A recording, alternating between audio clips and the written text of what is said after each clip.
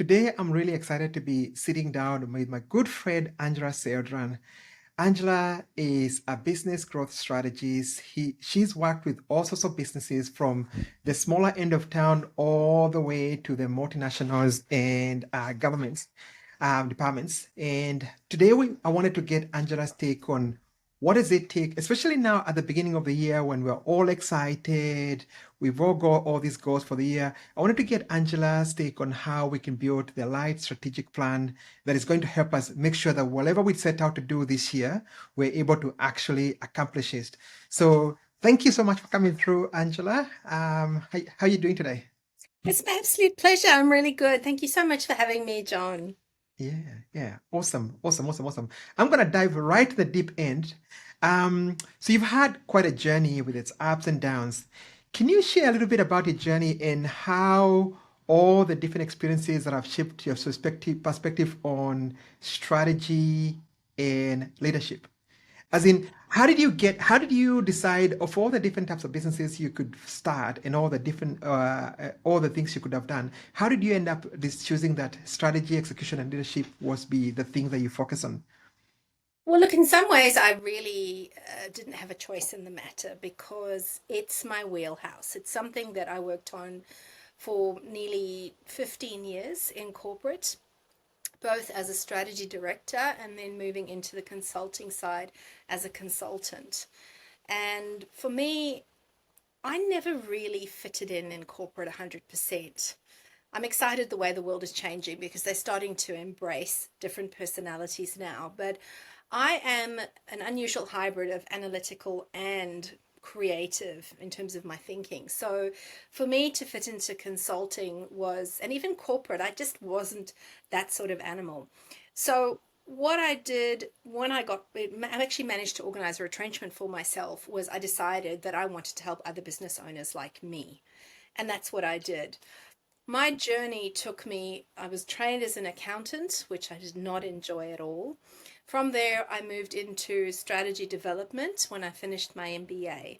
And I enjoyed that. I love the possibilities of seeing where a business can go, particularly when you match that or the business's capabilities with what the market wants.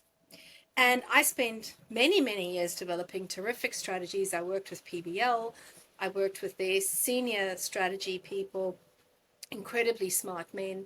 And from there, I started moving into strategy directors' roles. My last role was with a very large legal publishing firm.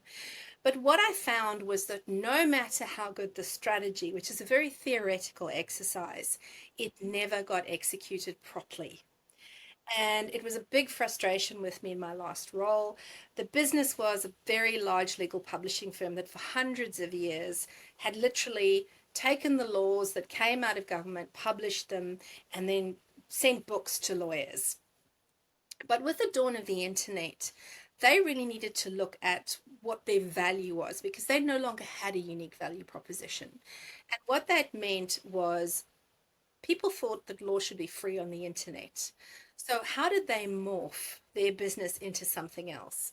And what they decided to do was they decided to take legal practice management software and actually integrate the information into that. But I had a business where you had a whole bunch of librarians and bookish sort of nerdy people running around, and then you had very different sort of nerdy people, but very different animals, and they were the techies. So we had these two cultures in the business, and there was a clash. They didn't trust each other, they didn't know where the business was going.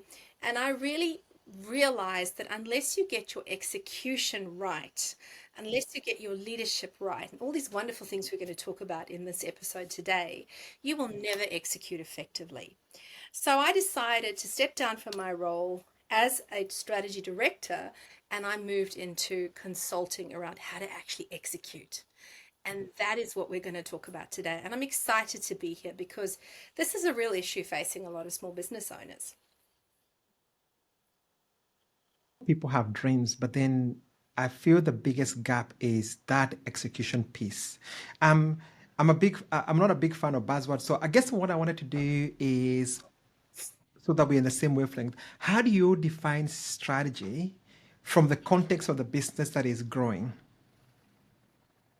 That's a really good question. And you're right.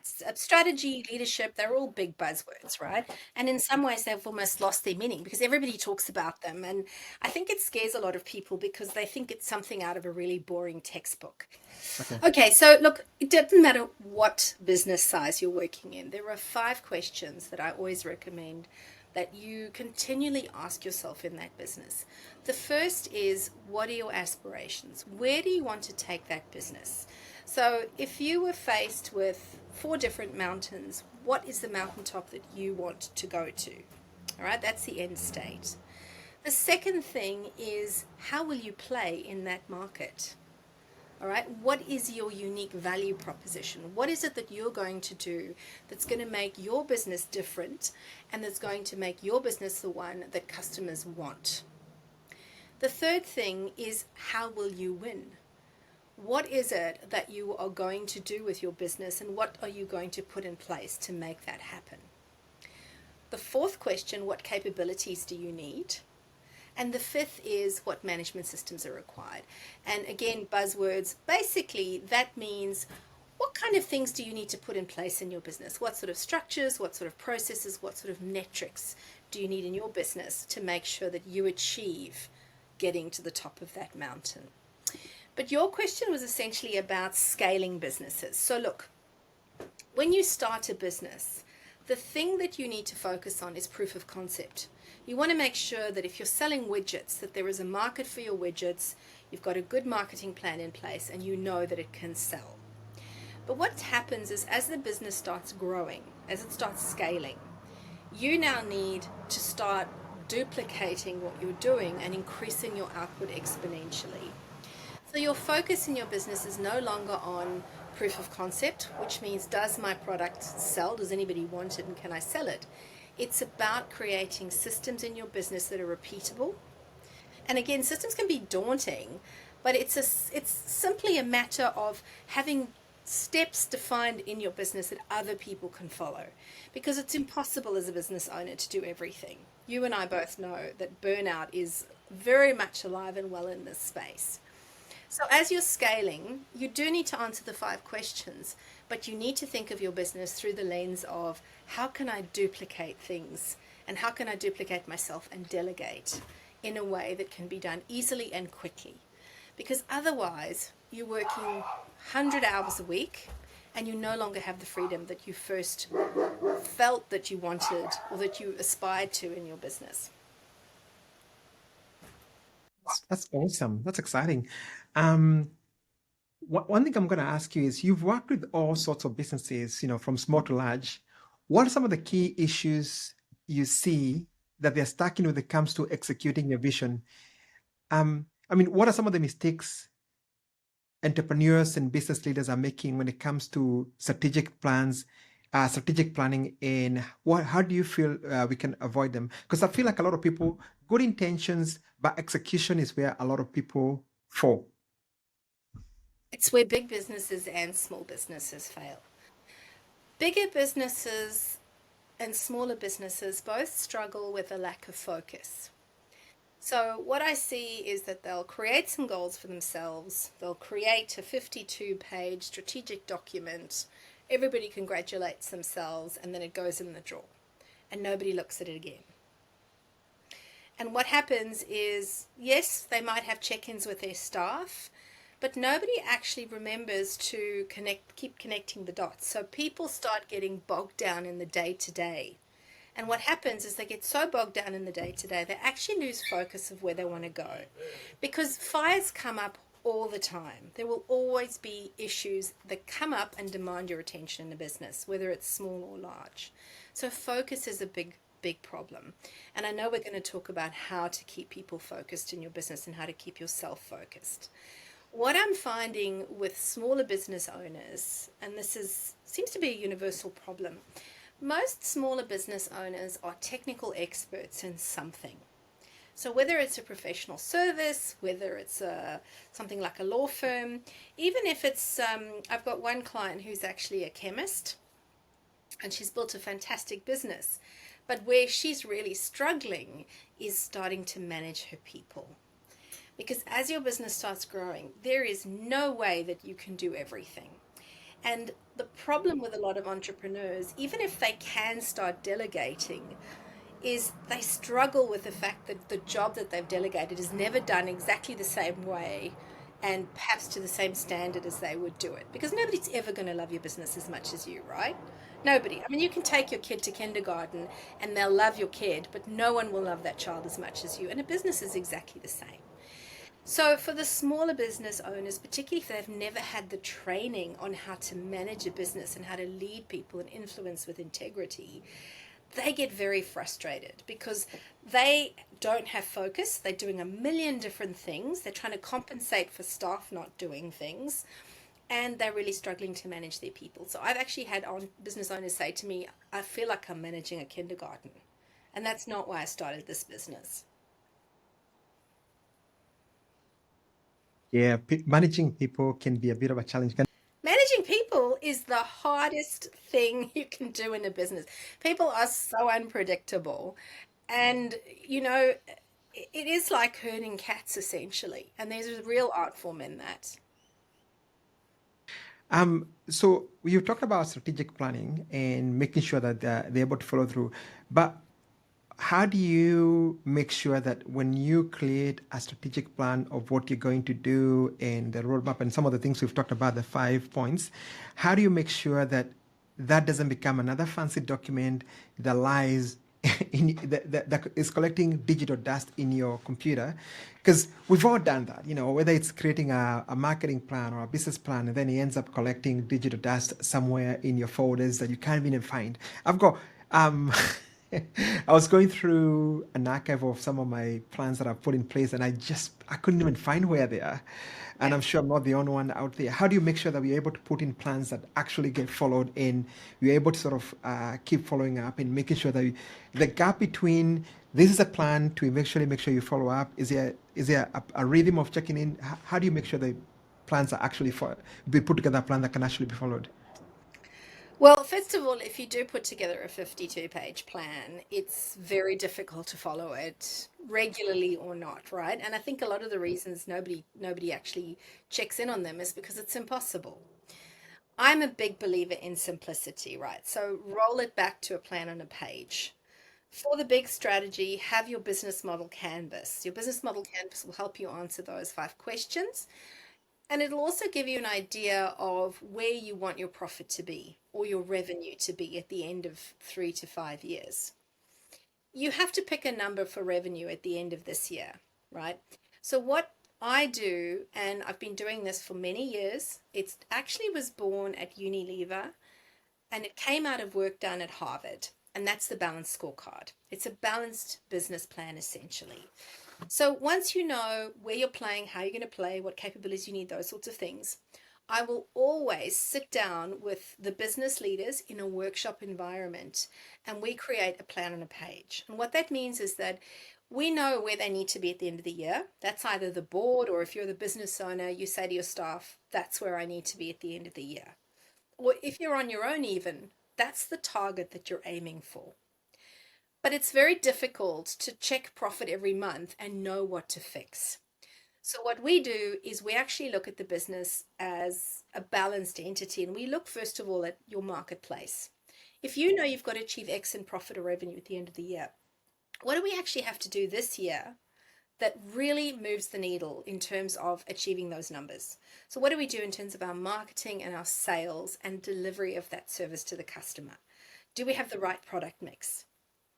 The second thing we ask once we know that is what processes do we need in place? Do we need to bring in additional AI? Do we need to improve some of our other processes? Do we have a CRM that works, for example? What is it that we do in terms of the way we work that needs to change or be improved? And we create goals for that. And then the final question is we know what we have to sell or produce and how we're going to do that. We also know that there are certain things we need to do at work differently. So we've got goals for that and we know how to measure it. And then the third thing is, well, what do we have to do in terms of our people? Whether I'm on my own as a business leader, I need to make sure that I'm in the best shape possible. So I talk about work life balance. If you've got more people in the business other than yourself, you want to look at culture, you want to look at training, those sorts of things.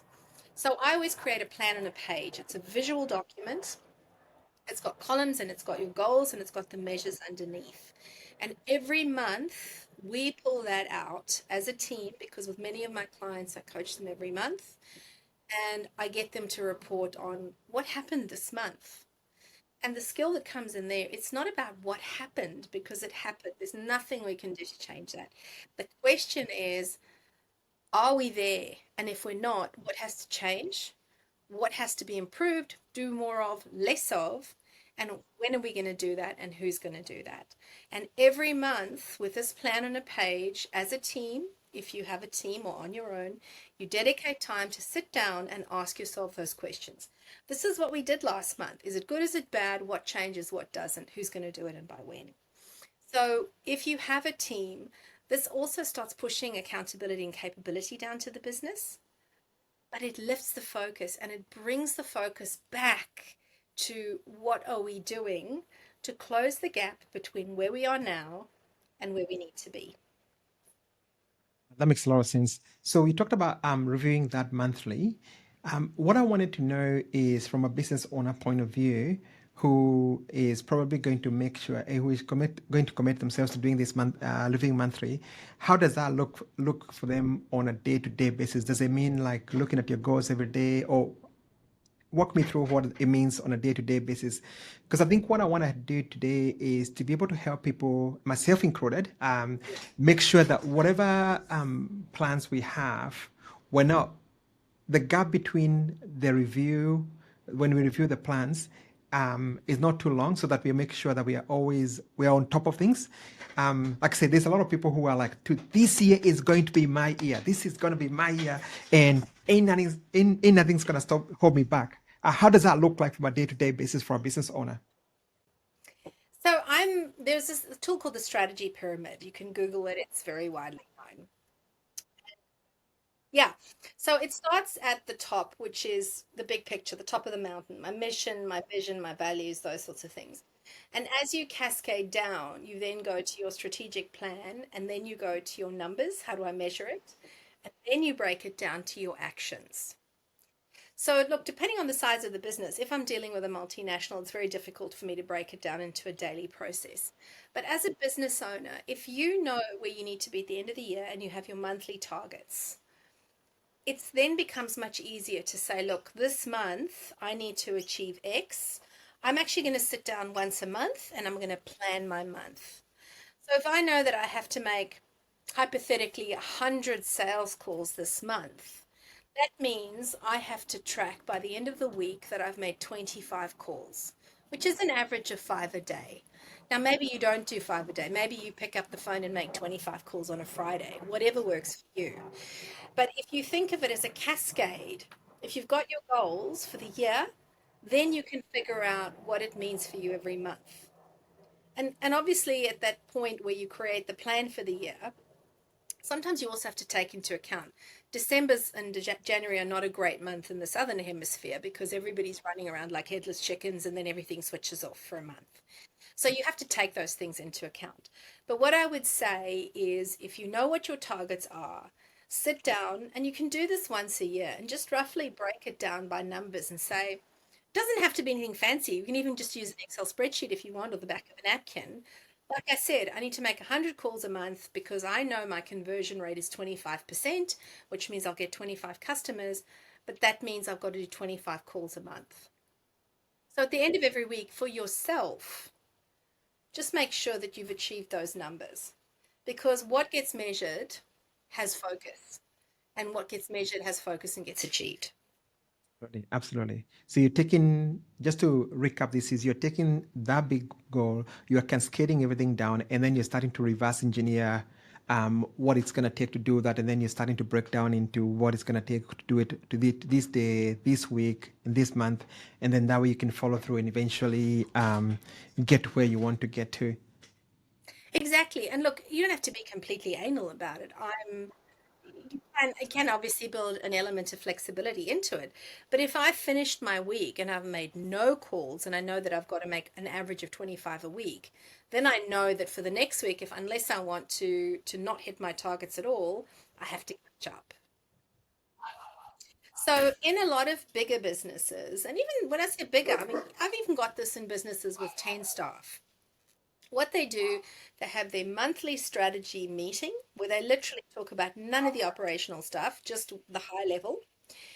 But at the end of every week, they just have a work in progress with the team, and the smaller groups will have a daily huddle. So daily huddle, standing meeting, this came from Vern Harnish, 10, 15 minutes. Hey, John, what are you doing today? This is what I've got to achieve. Okay, I've got some time. Do you need help? I can give you help. You can give me help. And that keeps everything going as well. But it Mm. keeps the focus too. Yeah, yeah. Ah, So at the awesome. end of every week, it can be a tick and flick. It doesn't have to be an in depth analysis of what happened in the week. But Yeah, as long as you've kept your eye on the ball and gone, yeah, I know I've got to make roughly this much, that's going to keep you focused. But yeah, if you're just thumb sucking it and saying, oh, look, I've got to achieve so many sales this month and I'm just going to wing it, you have no yes. idea where you're at. Yeah, yeah. So it's that intentionality of making sure that you're following things up, you're checking in, you're seeing through. One thing I find with a lot of businesses is they've got their long-term goal, they've got a short-term goal, they've got the medium-term goals. Um, and I think one thing they struggle with is, yes, I've got my eye on the big goal in terms of what I want to achieve, but then there's also there's fires every day and short-term things that need to be done. How do you help your clients balance between long-term vision and the short-term execution that they have to do on a day-to-day basis? How do they stay focused on the big picture while still doing the day-to-day task? Look, my word of the year is actually intention. And I actually got myself a little medallion that's engraved with that to remind me. So, I was going to say you had a tattoo of yeah, I haven't had it intention. tattooed on my arm. Imagine if I had every year's word tattooed on my arms, I'd end up having to be black and blue. Um, Look, and the cobbler's kids have the worst shoes, and I sometimes make this mistake as well. But when it's an intention, when it's a goal or something that's really going to take up a significant or my focus, I will always now go back and say, does this tie in with my goals? It's about stopping and pausing and saying, is this going to get me where I need to go or is it going to distract me? And if it distracts me, I don't do it. That's the easiest way to go about that. So it's being that very maniacal, focused on this is the goals that I have, and saying no to saying no, pretty much saying no, because it always says, I think I had a quote which says, whether you say yes, whether you say no, you're still, if you say yes to something, you're saying, I don't know, I can't remember the quote. Is it if you say no to something, we say yes to If you something, you're say saying no to yes to something. something, you're saying no to Yes, something else, you're right? saying no to something else. Yeah, Yeah, yeah, it's an yeah. economic principle called opportunity cost. There Mm, is a price to everything. So mm. when you say yes to something, you are actually paying the price in terms of taking time away from something else. Yeah, yeah. And it's very easy to just get so bogged down in the weeds and do stuff. And I think sometimes we also make the mistake of thinking we're being busy. Like there's a lot of busyness going on. But are you actually achieving what you need to be achieving? Yeah. And look, it Mm, frustrates me. It frustrates the hell out of me that I don't have more time in a day. If I could mm. invent a way, terrific. Fortunately,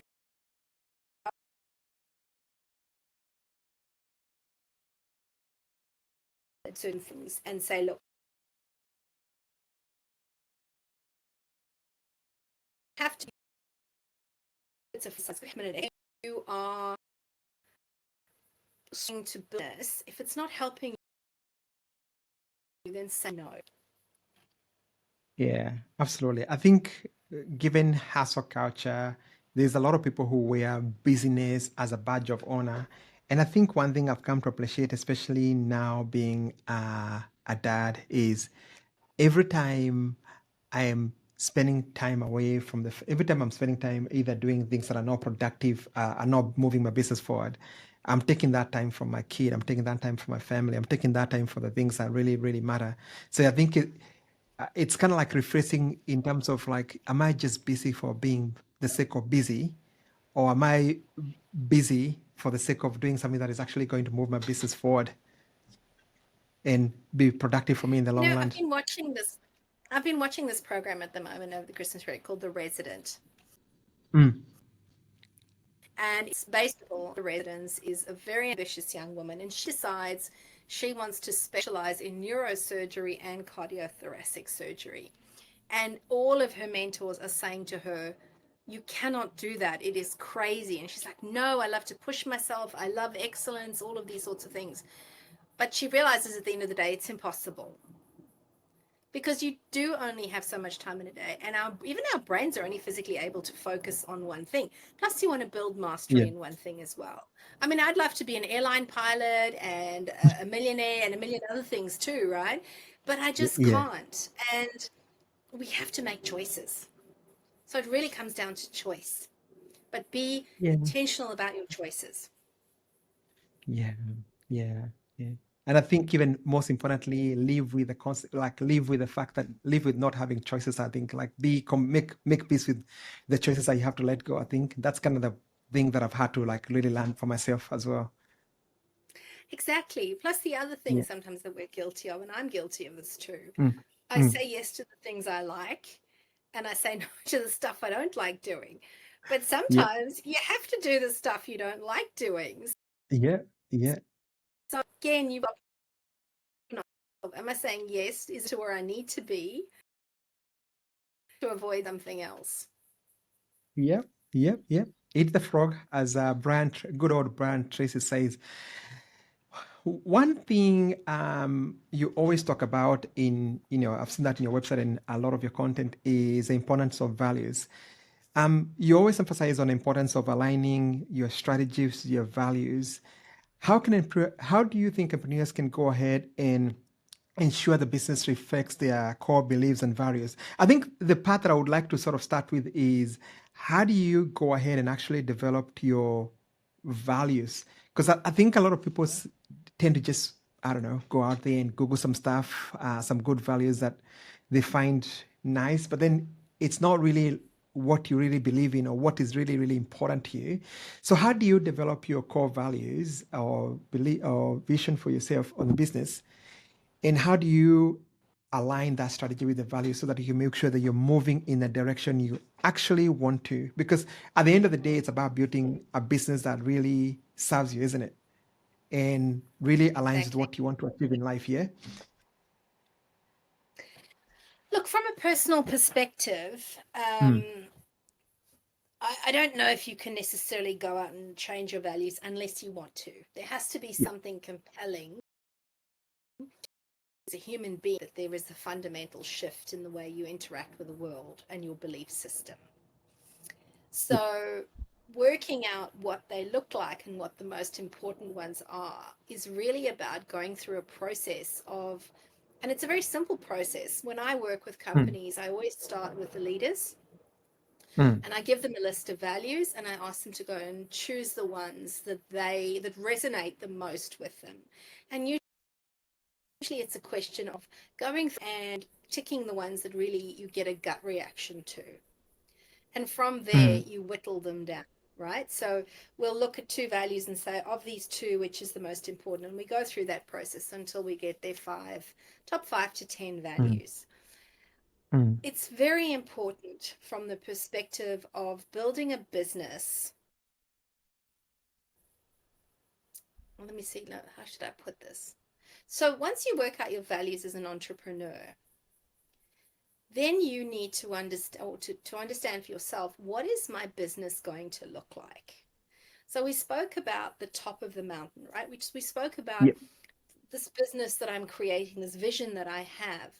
It's not just about a business that generates 5 a month or whatever it is that works for you. It's Mm. also about how that business shows up. And I do this with all my works when we look at vision.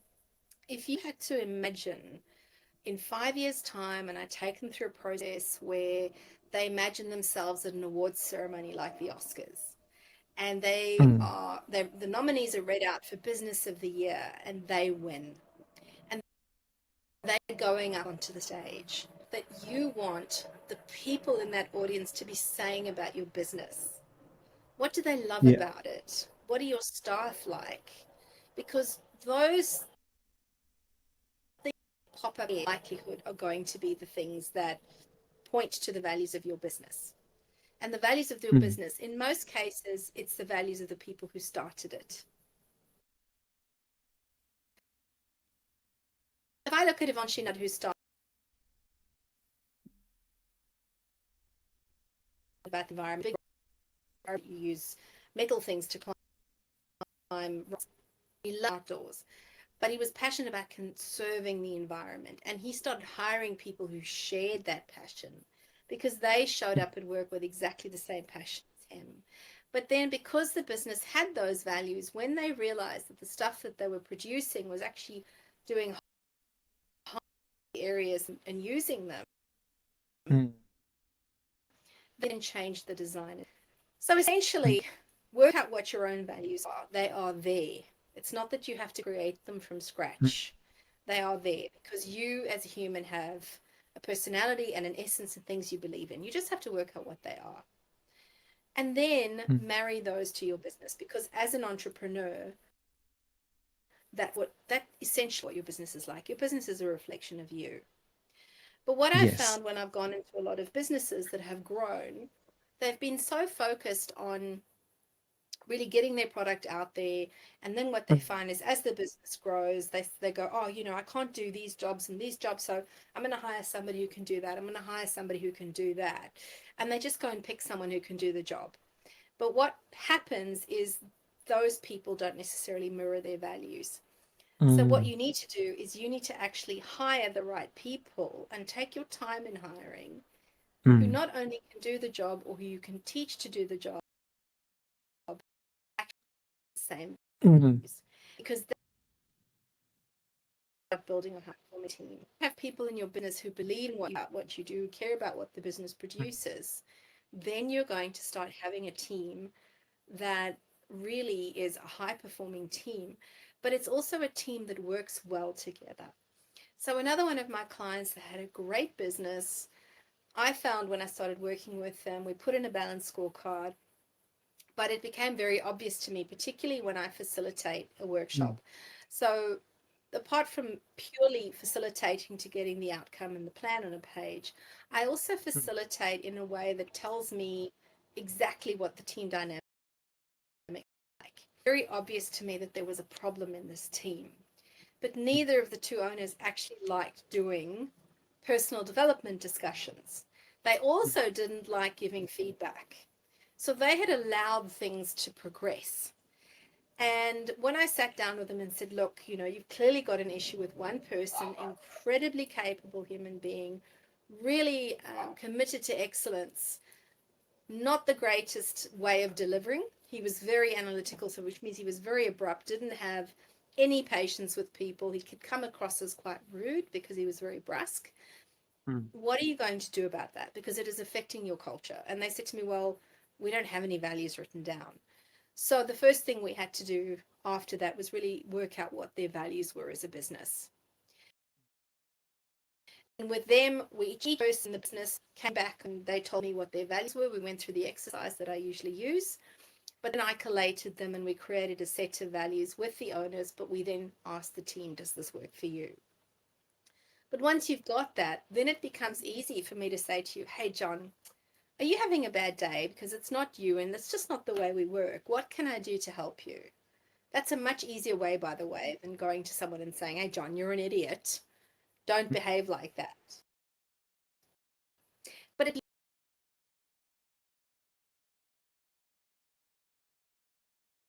aligns in the sand that Mm. I hate, I cringe when I see this in a business. Integrity. Yep. How can Yeah. you have business value? And there are other businesses out there that Yep. have no integrity. It is a ticket to the game. So stupid Yes. values where if you didn't have Yes. them, you would have a Yeah. shonky, dodgy business. Don't do that. Pick Yep. values so that make you unique. But there are some things like Yeah. integrity and honesty that are a Yep. ticket to the game. Right? Yep. That's a given. So, yeah.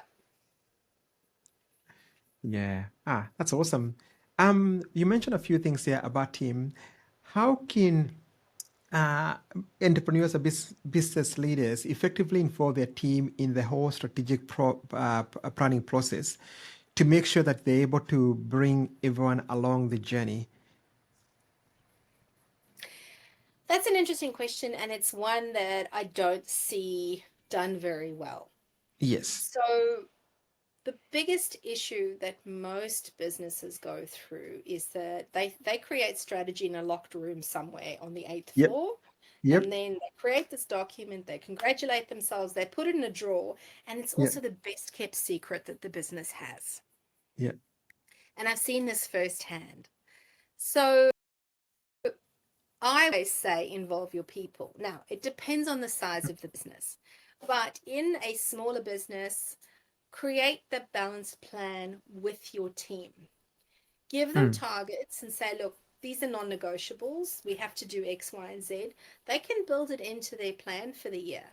But when you say to them, this is what we need to achieve, I value you guys because you're at the coalface every day. You know, you speak to the mm, customers more than me. You are better at these processes than I am. Let's work together to work out what goals we need to create as a team so that we can achieve mm, these numbers or these things at the end of the year.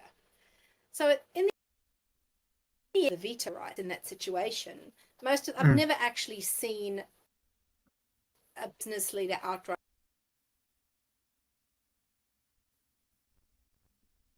mm, no. That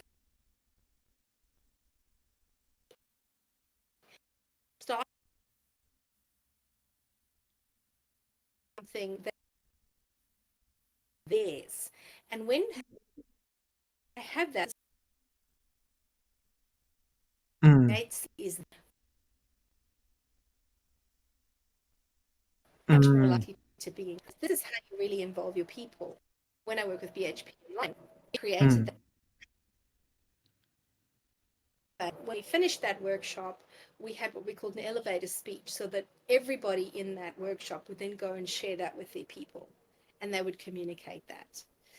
So, my advice to you is communicate, communicate, and communicate it again. Tell them, tell them, and tell them yeah. again.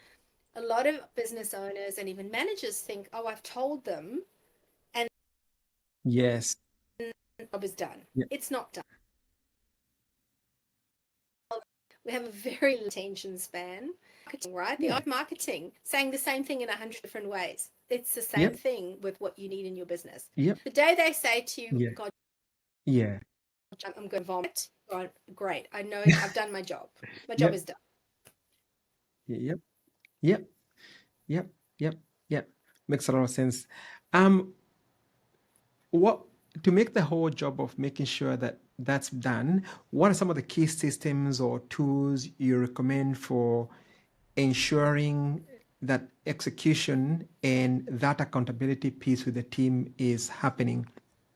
How, I mean, how do you create that cache of execution within the team?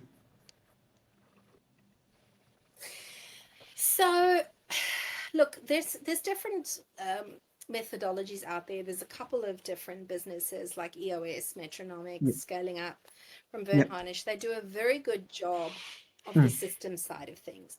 mm, But what I found is that what they deliver is a system mm. that you as the leader still have to manage. Yes. You don't have a system that your team is starting to manage with you because Mm, those are systems they don't pull the team in. They don't have the leadership element in them to create the mm, accountability. mm, Now, the beauty of actually developing that plan on a page with your team and mm, getting them to say, this is what we think we need to do. The next step that I do with them, once you've got that plan on a page, I give them this thing called a commitment card. And I say to them, okay, guys, we've created this plan on a page. You've got 9 goals. Each goal has 3 measures or 2 measures and targets next to it. Look at that and work out which ones you contribute to personally. On their commitment card. Great. So this year, I'm going to have these things plate. Either it's all your job or you contribute to it some way. Now tell me 5 things you think you need to do differently this year, or more of or less of, to help achieve that. So they write these down and then they sign it. And that commitment card actually then goes into their personal development plan. But what happens is, because A, they've created the goals and the measures with you. Secondly, they've actually then gone and put their hand on their heart and said, look, I've created these. I know which ones I contribute to, and this is what I'm going to do. You're actually starting to create that accountability. Mm. And what I always do, let me just get rid of these. And what I always do is, you've created these, you've said these are the ones you want to do, you've said these are the things I need to do to make this happen.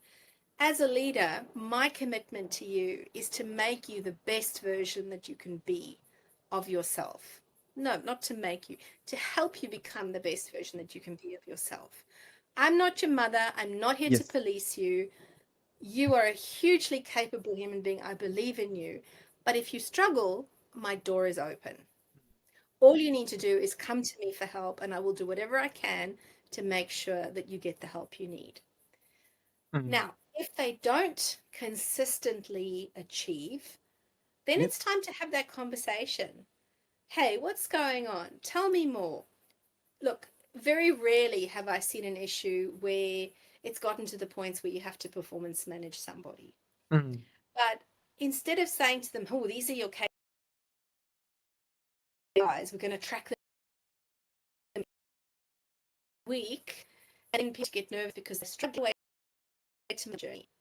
She's seen that. One of the systems I spoke about has a table of KPIs, and the idea is you track them every week, and then if somebody consistently is not achieving their numbers, the idea is they start getting nervous and then they lift their game.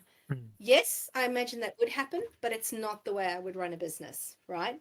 I'm not here to say to people, I've got a big stick. I actually want people to Yes. come on that journey with me, because that's the type of business I want to create. It's a lot like, look, this is controversial, but I'll say this again because I strongly believe this as a Yeah. parent. Yeah. Managing people in the business is no Yep. different to parenting, right? So you have to give them Mm-hmm. some room to grow. You have to say to them, go and experiment, fail fast, but come to me if you need help. And if you don't Yes. come to me when you need help and you stuff up again and again, then we need to have a come to Jesus moment. Yep. You know, we have to talk about, am I too scary? Don't you want to come to me? Or Mm. is there something else going on? And eventually, if it gets to the point where they're just not doing it, 9 times out Yeah. of 10, they'll say, look, this is just not for me, and they will leave. Yeah. But I'm a much bigger believer in creating a business that where people want to come on the journey with you. It's a Yeah. culture of, I really enjoy going to work. I'm a little bit challenged. My boss is there to really help me, and their door is open. These are the businesses I love working with. Absolutely. Absolutely. Absolutely. Yeah. Where you're more empowered. Um, One thing I've got to ask is, how do you track and sustain progress? We might have covered through this, but do you have any points on how to make sure that especially within a team, how are you tracking, and how do you recommend they track and sustain progress? Look, there's a number of different things. These days, you've got software as well that can do it. Mm. Yeah. Um, but I'm also a big believer in keeping things as simple as possible. You don't need to spend a huge amount of money. Tracking is as simple as just writing down what you're doing Yeah. every month. Yeah. A Yeah. lot of businesses also have some systems in place, so you can Yeah. pull things from your CRM as well. Yeah. Um, and with the fancier tracking systems, this Yeah. information can go into your tracking system. Yeah. But look, the simplest way to start is Mm. just to count and even do things manually. So with the balanced scorecard, it's a plan on a page. Probably there's 3 goals or 3 pillars with, so it's about 12. You've probably got 36 KPIs. What I Yeah. do with that, instead of tasking one person with tracking all 8 goals, is I actually ask the leader to assign a different goal to a different person. Mm. And that doesn't mean that person has to achieve that goal. It means they have to report on it. So you divide and conquer. It's not Mm. like this huge, bigger than Ben-Hur job that one person has to do. But it also starts every person who's been assigned a goal to have the right conversations every month when they go and report on it. And even the way they report on it, because when I actually sit down and chair their strategy meetings, they'll say, okay, we achieved X last month and we did blah, blah, blah. And that tends to be what most people do. But honestly, who cares? What's more important is I know you did that, but is it good or bad? And do we need to Yeah. do more of something or less of something? Because are we on track or not? So I talk about that monthly meeting as adjusting the sails, because every month, the wind's going to be slightly different. The water's going to be choppier or less choppier. But what do we have to Mm. do on our little raft or our little sailboat to adjust the sails Mm. to make sure that we keep staying on track and we have this course Mm. correction? So honestly, the simplest way, divide and conquer. People to Mm. track the numbers, write them down if necessary. Yes, you can use fancy software, you can use Excel spreadsheets. I don't care. What it comes down to is Yes. do what works for your business. Yes. Yes. And I think the most important thing you mentioned there is following up. Following up. Because you can have all these systems, but if you're not kind of reviewing and following up, it beats a point, doesn't it? Completely beats the point. So don't Yeah. overcook this. Keep it simple. The only Yes. time you need a 52-page strategy document potentially is Yeah. if you're going on Shark Tank or you're Yes. trying to get funding.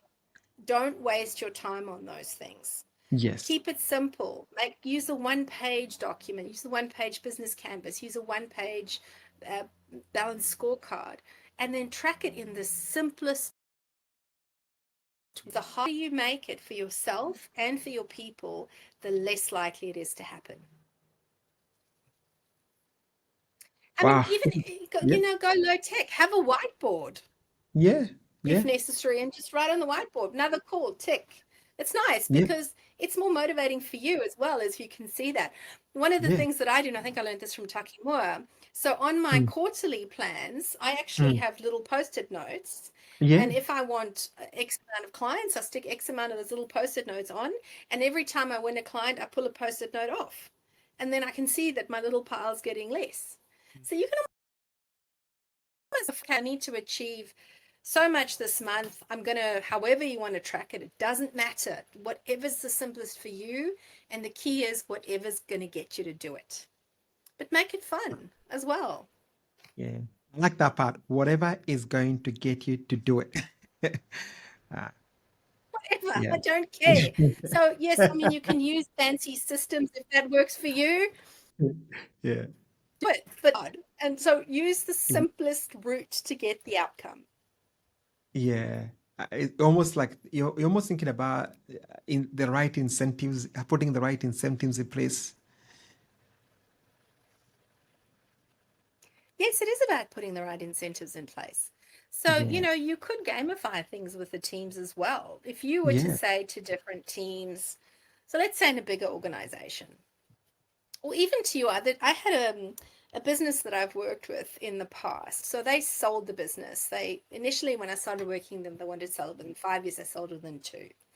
And then they had the issue of it was a software development business. So if the Mm. staff left, there was no business because Mm. there's nothing other than the team and who they are.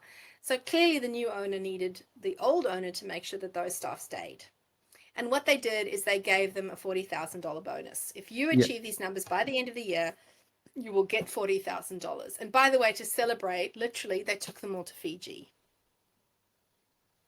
Now, I really want to find a business that does that I can work for because I've never come across one other than this client. I think it's wonderful. But it Yeah. can be something simple, right? So, Yeah. hey guys, this month, if we all achieve our numbers, we are going to do X, Y, and Z. And what you also find is that your staff start checking on each other and they start motivating each other too. So be a little bit creative as to how you motivate your people. Yeah. And if you've got teams competing with each other, then they're also going to start checking on each other. How did you go? What do you need? We really want to do da at the end of the month. We want to win that trophy, whatever the case is. But make it fun. Makes a lot of sense. Ah, this is really good. What I feel like throughout this process, the one thing that is going to be constant for the business owner is that leadership piece. And a lot of us, for lack of a better word, we're not natural born leaders, or that's not something that is very much a quality that is bestowed on us. What are some of the essential qualities of an effective leader, in your opinion, and how can an entrepreneur start to cultivate those qualities within themselves so that they can evolve as a leader that is able to lead their business during those transitions as things business starts to evolve and they continue to execute on their plan? Well, let me ask you this question. When Hmm. you were born, Hmm. did you come out and start walking? Nope. No, right? Yeah. So I actually believe that we all can improve our ability to lead. Leadership, I define leadership as the ability to influence with integrity. And I've added that with integrity piece because whether we like it or not, Stalin, Hitler, Pol Pot, they were all excellent leaders because Yep. they influenced well. Yep. But for me, when I work with leaders, it's how to do it with integrity. And I think the first step really is to start understanding human nature. So I thought about this concept of leadership for a very long time. And it's also something that I've been interested in from a very early age because I developed bulimia at the age of 15. So the whole concept of the human being with this world, something that's fascinated me, and the psychology and the neuroscience of it. So I eventually sat down and I created my own leadership model. And it essentially has four elements. There are three So, internal elements to being a good leader. The first is your technical skills that you can learn, right? So you mhm. can read something or what the law is if you're a lawyer, right? Or how accounting works. The second are your soft skills.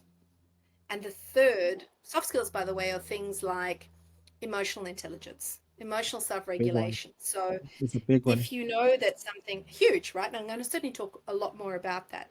Yeah. And then the third thing is what I call the soul. So you've got the head, which is your hard skills, Yeah. your heart, which is your soft skills, and then the soul is who you are being. Mm. So this is where you start understanding what your values are, what you stand for. Becoming a better leader really hinges on the two most important pieces of who you are as a person and understanding who you are as a person and your soft skills. So, if nothing else, the first thing I would say is go and study something like disc profiling because what that does is it gives you a little bit of a framework around the Mm. four basic human types of behaviors. Now, disc, look, I like the theory behind it, whether you do disc psychology. And as with every model, nothing fits perfectly into every model, but at least it gives us a simplified version of reality that we can work with. And essentially, what it says is there's two different types of behavior. You've got very analytical people, they're Mm. not the warm and fluffy, right? If I pick into an analytical person or a client, I'm not going to spend 5 minutes asking them, how's your family? What did you do on the weekend? What Christmas presents did you get? What are your New Year's? They don't care. They don't care. Yeah. Yeah. It's harder to actually build relationships with them because you've got to build trust first. Below the line, the second two types of personalities are people who are much more intuitive, creative, gut based thinkers. Those are the ones where you do have a 25-minute conversation or a 5 minute conversation around how's it going? Yep. Tell me Yep. about you. Yep. And then on the other side of the spectrum, you then have people who are much more tell assertive and much more ask assertive. So your ask assertive people are the people who tend to sit back and think before they speak. In a very basic way, we could call them introverts. Introverts doesn't necessarily mean you're shy. You are just a much more inward looking person who is quieter and thinks a lot more before you ask questions. And I'm making this a very simple version, but an ask assertive person and a typical ask assertive person is someone like Donald Trump. Sometimes speaks before he thinks, maybe a lot of the time. Very much in your face, very much more dominant social and certainly his body movements are much more in your face, points a lot more. So that essentially gives you a diagram like that with four archetypes. And it breaks down into people who are doves. They are the peacemakers. Very difficult to get a dove to make a decision about anything. You get an owl who's very analytical. And he's like a typical owl would be an accountant with a pocket protector and a clipboard. This is the process. I need to understand the process. I need to make sure everything's right. It's going to take as long as it takes for me to understand the process, and then they can get me to agree. The dove is more, I need to make sure everybody's okay.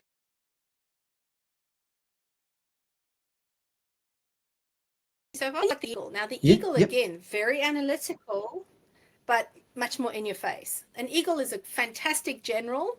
They are the ones who will go storming off into war. If you're sitting in a war room and somebody's going to press the bomb, the button on dropping the atomic bomb, they will be like, well, logically, this is the way to go, right? And the dove will be going, oh, but what about everybody involved? And some people will get hurt and feelings. And the eagle's like, I don't care. I just know what the result's going to be. I don't care about, I'm just with the result. And then the fourth type is your peacock. So your peacock is very much, it's quite a colorful character. They're more of a visionary. They love ambiguity. They are great at really getting people excited about things, but they're not particularly good at crossing the I's and dotting the T's. And at a very simple level, these are the four human behaviors.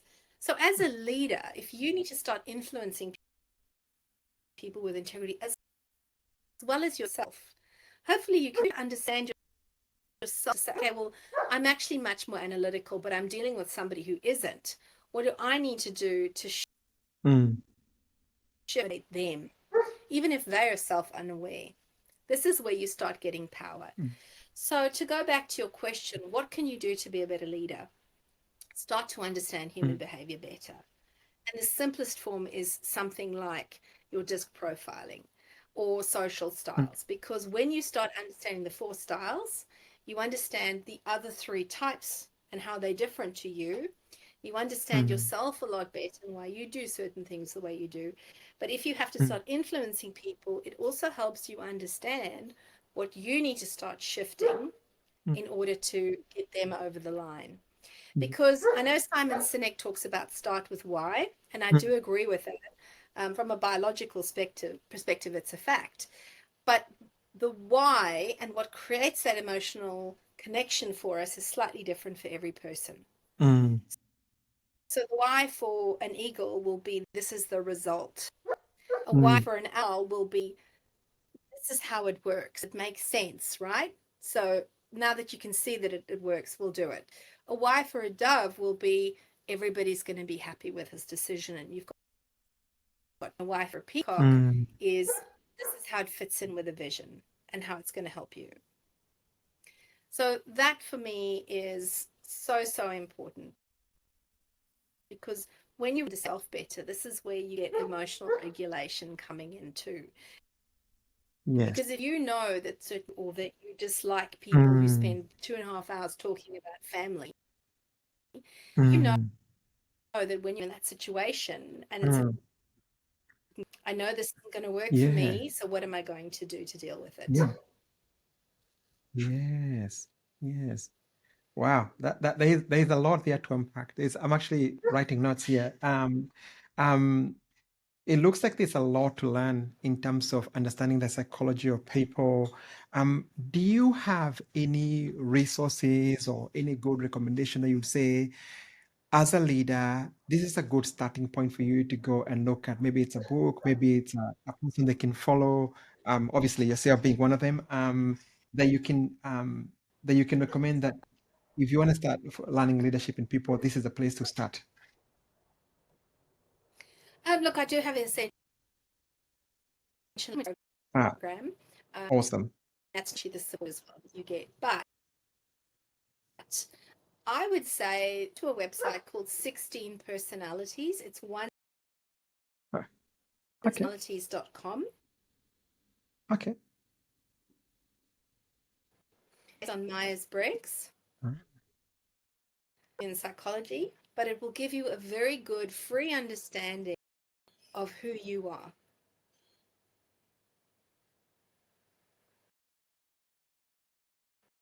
And I would ask your team to do that.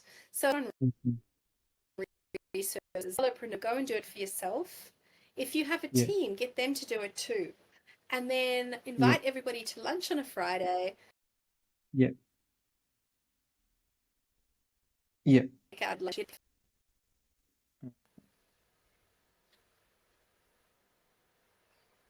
Another point I wanted to unpack based on what you said is something that is really, really important.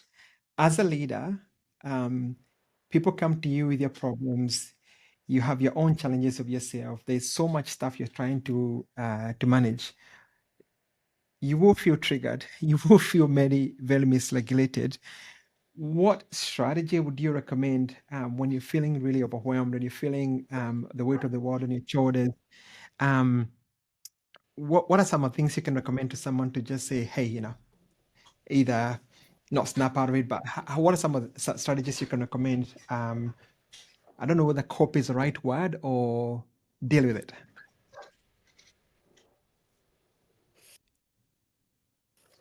Look, I think at the end of the day, you have to acknowledge to yourself that you're only human. Yes. Um, I've been doing this for a very long time, and I have Yeah. bad days too. The first thing to Yes. do is there's a technique called going to the balcony. They use it in NLP. So Mm, it's almost a way of disassociating yourself from the emotion. So if I was to have a really bad day and I was feeling hugely stressed, and I caught myself having to dialogue with myself, would be to stop and say, okay, hang on a second. I'm doing this. I'm going to imagine myself lifting myself out of where I'm at now and going to the. I'm having a bad day. I'm human. It's normal. I'm not Superman or Superwoman. I wish I was, but I'm not. mm, And I can mm. see this is Yeah. starting to get to me. So, what Yeah. am I going to do to self soothe myself and lean in through the situation and come out the other end? So, stop and acknowledge that you are feeling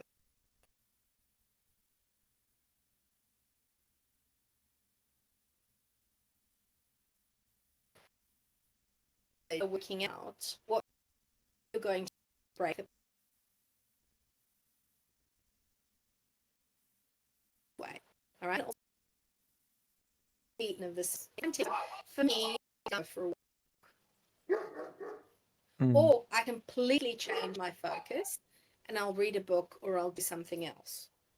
Because beating yourself over the head is not helpful. mm.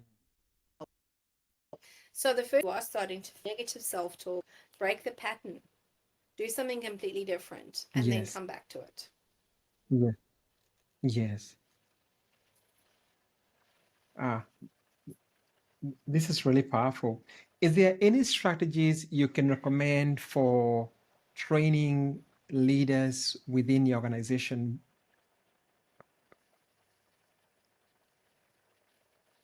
Well, look, it's a good question and it's a very broad question. Yes. So they probably have slightly different needs depending on where they're at within the business. So it really Mm. depends on what I, you I, want to train them I on. guess if I to rephrase the question, what I'm thinking is you've got some people because you've got some people that are up and coming. How do you sort of start to nurture those leadership qualities within themselves and build the next generation of leaders within the organization? It's a good question. Mm, And I think it's a very valid one. And mm, it's one, particularly with Gen Z at the moment, where yeah, a lot of people are scratching their heads and saying, how can we help this next generation, which is completely different to us, to really yes, grow in the yes, right way? I would still start with getting them to become a lot more self aware. yeah. So, with Ascension Leadership, the very cornerstone where we always start is getting to know yourself. Mm, Then, once they know themselves, they can then look at their own strengths and weaknesses. So, like I do with a business, mm, I get them to actually look at themselves and work out what their strengths and weaknesses are. Because once they start becoming aware of that, then you can sit down with them and say, okay, so look, John, I see tremendous potential in you. You might not be able to see it yet, but I do. And as a mentor or as your boss or as a leader, whatever your business looks like and whatever your relationship is with this person, I would love you to go through this exercise, go and do a 16 personalities or go and do a disc or whatever it is. And then let's sit down and have a chat, because I want to make sure that you can not necessarily can see what I can see in you, but that you want it. Because you might not say, oh, I don't think I can do it. And I'll say to you, John, I've known you long enough now to know that you can do it. And Yes. I'm going to hold that vision for you until you're ready to take it. Okay. If you want it though, because you've got to want it, then let's talk about how we can make that happen. And you'll say to me, okay, well, these I think are my strengths and weaknesses. And I'll say to you, yeah, I agree. But I actually think you're not looking at this particular strength. You don't acknowledge that it's a strength. Or I might say, yeah, there is one thing though that I think we might need to work on a little bit for you if we're going to get you to that point. So again, it's not saying you're really lousy at blah blah. It's just a much more of a coaching technique than anything else to soften that and say, actually, I think we probably need to work on this. How do you feel about that? So it's really to get them to start building their self-awareness, to make sure they want it as well, because if they don't want it, nothing you can do is actually going to get them there. And if they want it, then build a journey map with them to actually achieve what you need to get them to achieve. And once they can see more or less, they might not necessarily think they can do it, but as I said, hold the vision for them until they can see it. But get them to actually agree to a journey map and say, well, what else do you think you need to do? Yeah. This is some powerful stuff. This is some Well, powerful it is stuff. powerful as well, because there's something incredibly powerful having another person come to you and say, I believe in you. Yeah. I really do believe in you. Yeah. And having somebody say, I'm willing to invest the time in you to help you achieve that. I'm a big believer in not telling people what to do. I will always bring people with me on the journey. So I could sit down with you and say, Yeah. John, I think you're terrific for a succession plan, but you're lousy at blah, blah, blah, and you need to do X, Y, and Z to fix it. Nobody likes being told what to do. But for me to say to you, I really believe in you, mate. What can we Yeah. do to make this happen? And you will tell me, and look, if it's wet, people don't know what they don't know. So sometimes I might have to say to you, Yeah. look, you don't see this yet, but I think we could really work on this particular area. How do you feel about that? People will thrive when they know you believe in them. Absolutely. Absolutely. Absolutely. 100%. Oh, good stuff. As we start to wind down, what do you see the role of strategy and leadership evolving in the future, especially with the rise of AI and automation? I mean, we're talking about having the future of a business being a combination of real employees and AI employees and all this technology stuff. How do you see leadership and strategy evolving, especially as these things emerge? Look, I think it's going to be harder for businesses to fly Mm, under the radar and mm, just wing it in terms of achieving the outcomes they want. AI is leveling the playing field in a lot of ways yeah, and a competitive advantage. But I also think that leadership and the right combination of people is going to be a huge advantage. So the better you can be at building a high performing team, the more likely you will be to have a high performing business. Because at the end of the day, your customers can sense if your team is high performing. And the one thing AI cannot replace is a human touch. it's getting close. AI, it's getting close, but Yeah, but not. Yeah. it's interesting because I call my ChatGPT Jarvis. Ooh. And Jarvis and I, we talk every single day, right? I've always had a fantasy about being like Iron Man and having a butler. So this is the closest that I've got. And I think he's wonderful. I Yeah. mean, the things that this little, it's not even a robot, that this thing somewhere in the cloud, and it knows me now. You know, I've been working with ChatGPT for 18 years. Tell me about myself and tell me some of the things that I potentially don't see about myself that I need to know. And damn, it was fairly accurate. I still Oh, call wow. it Jarvis because for me it just feels more natural if it's something like a person. Yeah. Yeah. But if I say to him, oh, and I also never want to get into the habit of not saying please and thank you and things like that. So I'm not going to Yeah. treat AI differently. Yep. But if I'm having a bad day, I will say to him, look, I'm having a bad day and I'm thinking X, Y, and Z. Can you give me Yep. a pep talk? He Yep. will give me a pep talk, Yep. and he'll tell me things about myself. So, yes, it is getting close to that. But there are still high touch things that AI at this point replace. And I hope they never do because it's what makes us human.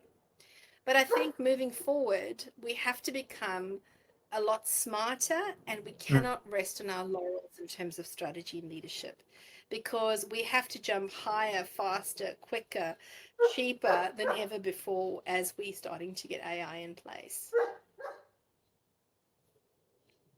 Makes a lot of sense. Oh, this has been really good so far. I guess the final question I have to you is, what advice would you give to entrepreneurs who are feeling overwhelmed or uncertain about the future of the business? Rome was not built in a day. Yeah. Okay. If you're feeling overwhelmed, you're probably looking at a huge problem or something that you currently see as a huge problem. Mm. Stop, take a break the pattern, and then come back to it and look at it in from the perspective of how can I break this down?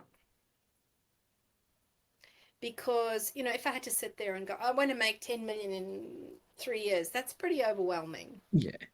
But if you can break it down to the individual steps, that takes the overwhelm out. And then you focus on one day at a time. It's like losing weight, Yeah. lose 50 kilos. Oh my Yeah. gosh, that is so daunting. Yep. You know what? I'm just going to focus on the next meal. Once I've backward engineered the plan, then I don't have Mm. to worry about that. It's the old adage of take care of the pennies and the pounds take care of themselves. Mm. It's the same in terms of this. Don't focus on that big, scary, audacious goal if that is making you feel overwhelmed. Step back and just focus on what am I going to do today? Cool. Thank you so much for all your insights today, Angela. I've really appreciated having you here. Um, is there something I should have asked you about leadership and strategy that you quite often encounter when you work with businesses that we feel like we should have covered before No, we I think your conclude? questions were very good and they were very well thought through. Oh, thank you. Thank you. Um, Thank you. Thank you. maybe Mm. I asked Kylie Hogan, I interviewed Kylie Hogan a few months ago, Yep. and I used Riverside and it created reels from it. Mm. And the one question, and again, who knows, maybe it was just the algorithm, not the question, but I said to her, how do we convince business owners? She's a recruiter. How do we convince business owners to invest in culture? And this thing went viral. It got 150,000 views or something. Yep. I think the question of, and it's hard, everything in life is in limited quantities, and we always have to work out where do we use our resources in the best possible way. But I think we really need to get a lot of entrepreneurs with scaling businesses to understand that investing in culture is not about sitting around a campfire and singing songs and hugging each other Yeah. or doing bullshit team exercises. It's about getting your team to understand each other and trust each other to the point where I can say to you, John, I don't necessarily agree with you on this, and I'm happy to debate it with you, Mm. but I will defend your right to the death to say it, right? And it's also building a culture where I'm comfortable saying that to you. I don't agree with you. But at the same token, we trust each other enough for you Mm, to know that I have your best intentions and that you're not going to go off on a tangent and sulk or be hurt or start a bullying case against me. We're a team who can work together. And in a team that also has that variety, because you need all four of those different styles and personalities in there, mm, when they work well together, they complement each other and they cover each other's weak spots and blind spots as well. So investing in culture, I know there's no immediate return on investment, yeah. but if you want to build a business that runs like a well-oiled machine, Yes. you need to focus on that as you're scaling. Because otherwise, you've just got a bunch of people doing different jobs, but they're not doing it in concert. So the analogy that I use, and I use this Mm, a lot for a number of different elements of scaling, is as a business owner, imagine you are a musician and you play an instrument, like you play the violin, right? And you realize that actually there's a lot of people who want this music.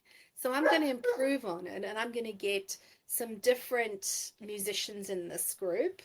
And there's 4 or 5 of us and we play beautifully.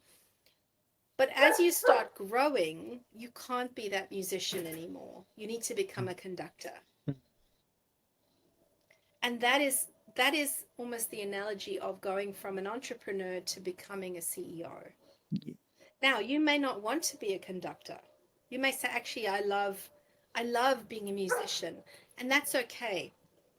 But what you need to do is you need to build a business where you've got somebody who can conduct for you. Mm, And you can be out in the world growing your business. Naomi Simpson from Red Balloon Days did a fantastic job. She built her business to the point where she then said, look, if I stay, I'm going to throttle this business. And a lot of entrepreneurs actually kill their business mm, if they don't take the step to becoming that conductor. So she said, I'm going to hire somebody to do that. I'm going to hire a different person to come in and be the CEO. I'll sit on the board. I won't be the chair and I'll still be involved in the business. They've got access to me, but somebody else is going to run it. And this is where you start building a business as well that you can sell one day. mm, Having a business you can sell doesn't necessarily mean I definitely want to get rid of this business. It might mm, become a family business, but it means you've got a business that can run without you. If you want to go and sit on a beach, you can do that. mm, I have other business owners who come to me when they start working with me and they say, I can't go on holiday. If I go away for a week, I've got to come back and spend a month rebuilding this business. That is crazy. And that mm, is on you as a business owner yeah. because you have failed your business and yourself. You Yeah. can have the best strategies in the world, John, but unless you have the people behind you who go, yes, we know exactly what we've got to do, we are committed to it, we're accountable. If we need something, we will tell you. Yeah. You have nothing in your business, and that is on you as a Yeah. business owner. Yeah. Wow. This is powerful. Angela, where can people find you? Right. So my website is Yeah. and it's Angela Sedran Sedran.com. Yeah. I also have a fantastic product. It's a beautiful worksheet and a lesson, a masterclass. Takes you through the worksheet. It's short, sharp, and quick. And within less than 60 minutes, I will take you through the 5 drivers of problem in your business, how to work out what to fix next, and to create an action plan for a focused action plan for the next 90 days. And that will pop up on the first page of my website. Awesome. Awesome. Cool. I think that's pretty much it.